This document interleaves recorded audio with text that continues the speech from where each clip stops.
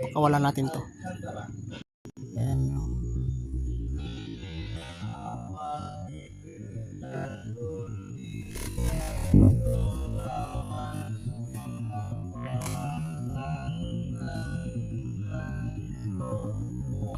His generous mistake to one, but when he is made to feel a certain way, is done unimediately.